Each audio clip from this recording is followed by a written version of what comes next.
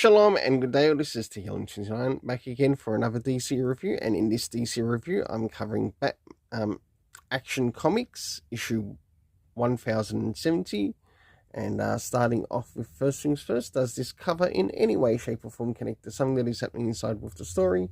Sure enough it does, to which I give it a 7.5 out of 10.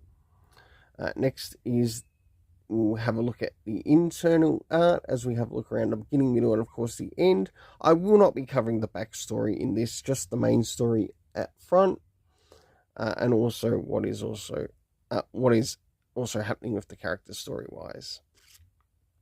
So as the story begins, we have this monstrosity of sorts coming out of the Phantom Zone projector, and of course we do learn that this particular creature of sorts within the Phantom Zone does actually seem to get into the area of Metropolis.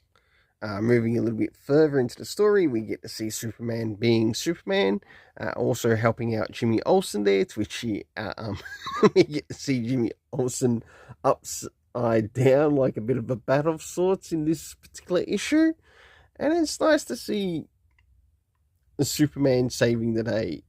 We move into a little bit further as he also gets some help with some of the members of the Superman family. We have Kara Zor-El helping as well.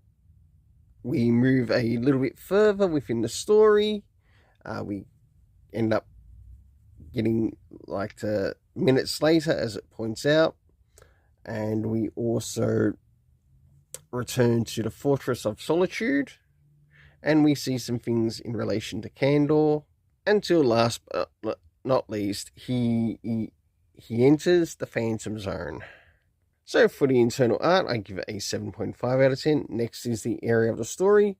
First things first, does this story give us any comic book references to anything that might be important in relation to the story? Yes, it does, in relation to Absolute Power issue 2. Good job. Next is the area of times, which we get 52 days later and also minutes later being used within the story. The locations that we see within the story, we have the Watchtower, we have the Fortress of Solitude, we of course see Metropolis, Daily Planet, the Phantom Zone of course, because it plays a big role within the story. Next is the cast of characters, to which we see Clark Kent, Superman, Jimmy Olsen, Crypto, John Kent. Take note, that is John Kent, not John Samuel Kent. So we still know that this John Kent is directly connected to the Brian Michael Bendis timeline era still.